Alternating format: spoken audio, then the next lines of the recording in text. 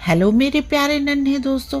आज हम सिंहासन बत्तीसी की 29वीं पुतली मानवती की कहानी सुनेंगे। तो आइए कहानी शुरू करते हैं। राजा विक्रमादित्य वेश बदलकर रात में घूमा करते थे। ऐसे ही एक दिन घूमते घूमते नदी के किनारे पहुंच गए। चांदनी रात में नदी का जल चमकता हुआ बड़ा ही प्यारा दृश्य प्रस्तुत कर रहा था। विक्रम चुपचाप नदी तट पर खड़े थे। तभी उनके कानों में बचाओ बचाओ की तेज आवाज पड़ी। वे आवाज की दिशा में दौड़े तो उन्हें नदी की वेगवती धारा से जूझते हुए दो आदमी दिखाई पड़े। गौर से देखा तो उन्हें पता चला कि एक युवक और एक युवती तैरकर किनारे आने की चेष्टा में है, मगर नदी की धाराएं उन्हें बहाकर ले जाती हैं। विक्रम ने बड़ी फुर्ती से नदी में छलांग लगा दी और दोनों को पकड़कर किनारे ले आए। युवती के अंग अंग से यौन छलक रहा था। वह अत्यंत रूपसी थी। उसका रूप देखकर अप्सराएं भी लज्जित हो जाती। कोई तपस्वी भी उसे पास पाकर अपनी तपस्या छोड़ देता और गृहस्थ बनकर उसके साथ जीवन गुजारने की कामना करता। दोनों कृतज्ञ होकर अपने प्राण बचाने वाले को देख रहे थे। युवक ने बताया कि वे अपने परिवार के साथ नौका से कहीं जा रहे थे। नदी के बीच में वे भंवर को नहीं देख सके और उनकी नौका भंवर में जा फंसी। भंवर से निकलने की उन लोगों ने लाख कोशिश की पर सफल नहीं हो सके। उनके परिवार के सारे सदस्य उस भंवर में समा गए, लेकिन वे दोनों किसी तरह यहाँ तक तैरकर आने में कामयाब हो गए। राजा ने उनका परिचय पूछा तो युवक ने बताया कि दोनों भाई बहन हैं और सारंग देश के रहने वाले हैं। विक्रम ने कहा कि उन्हें सकुशल अपने देश भेज दिया जाएगा। उसके बाद उन्होंने उन्हें अपने साथ चलने को कहा और अपने महल की ओर चल पड़े। राजमहल के नजदीक जब वे पहुंचे तो विक्रम को प्रहरियों ने पहचान कर प्रणाम किया। युवक युवती को तब जाकर मालूम चला कि उन्हें अपने प्राणों की परवाह किए बिना बचाने वाला आदमी स्वयं महाराज धीराज थे। अब तो वे और कृतज्ञता भरी नजरों से महाराज को देखने लगे। महल पहुंचकर उन्होंने नौकर चाकरों को बुलाया और सारी सुविधाओं के साथ उनके ठहरने का इंतजाम करने का निर्देश दिया। अब ये दोनों का मन महाराज के प्रति और अधिक आदर भाव से भर गया। वो युवक अपनी बहन के विवाह के लिए काफी चिंतित रहता था। उसकी बहन राजकुमारियों से भी सुंदर थी, इसलिए वो चाहता था कि किसी राजा से उसकी शादी हो, मगर उसकी आर्थिक हालत अच्छी नहीं थी और अपने इरादे में कामयाब नहीं हो पा रहा था।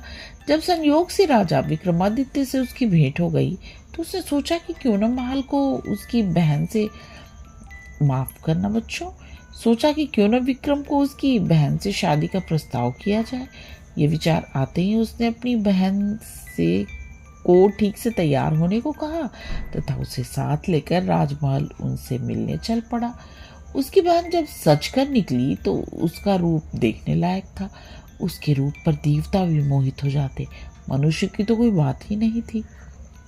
जब वो राजमहल आया तो विक्रम ने उससे उसका हालचाल पूछा तथा कहा कि उसके जाने का समुचित प्रबंध कर दिया गया है। उसने राजा की कृतज्ञता जाहिर करते हुए कहा कि उन्होंने जो उपकार उस पर किए उसे आजीवन वह नहीं भूलेगा।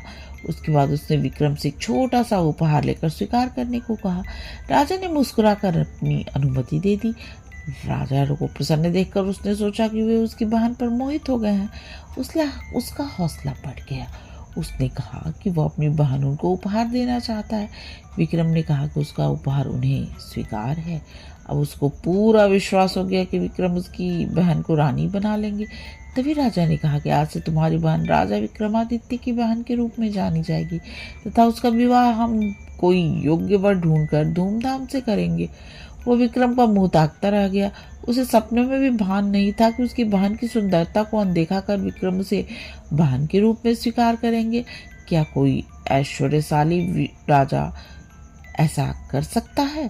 थोड़ी देर बाद उसने संयम होकर कहा कि उदयगिरी के राजकुमार उदयन उनकी बहन की सुंदरता पर मोहित है तथा उससे विवाह की इच्छा भी व्यक्त कर चुके हैं। राजा ने एक पंडित को बुलाया तथा बहुत सारा धन भेंट के रूप में देकर उदयगिरी राज्य विवाह का प्रस्ताव लेकर भेजा। पंडित उसी शाम लौट आया और उसके चेहरे पर हवाइयां उड़ रही थी। पूछने पर उसने बताया कि राह में कुछ डाकुओं ने घेर कर सारा धन लूट लिया। सुनकर राजा स्तब्ध रह गए।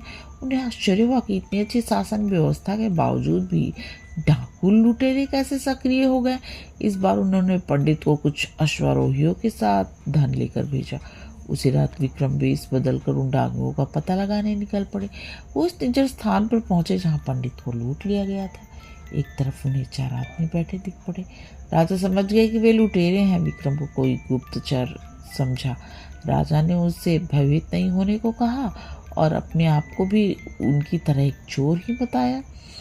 इस पर उन्होंने कहा कि वे चोर नहीं बल्कि इज्जतदार लोग हैं और किसी खास मसले पर विचार विमर्श करने के लिए एकांत की खोज में यहाँ पहुंचे हैं। राजा ने उनसे बहाना न बनाने के लिए कहा और उन्हें अपने दल में शामिल कर लेने को कहा।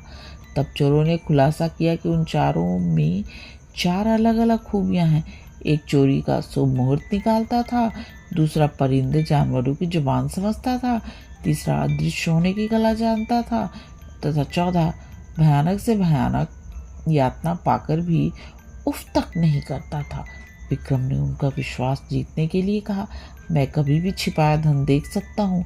जब उन्होंने यह विशेषता सुनी तो विक्रम को अपनी टोली में शामिल कर लिया। उसके बाद उन्होंने अपने ही महल के एक हिस्से में चोरी करने की योजना बनाई। उस जगह पर शाही खजाने का कुछ माल छिपा था। वे चोरों को वहां लेकर आए तो चोरों को बड़े ही खुश हो गए। उन्होंने खुशी खुशी सारा माल झोली में डाला और बाहर निकलने लगे। चौकस प्रहरियों ने उन्हें पकड़ लिया। सुबह जब राजा के दरबार में बंदी बनाकर उन्हें पेश किया गया तो वे डर से पत्ते की तरह कांपने लगे। उन्होंने अपने 5वें साथी को सिंहासन पर आरूढ़ देखा।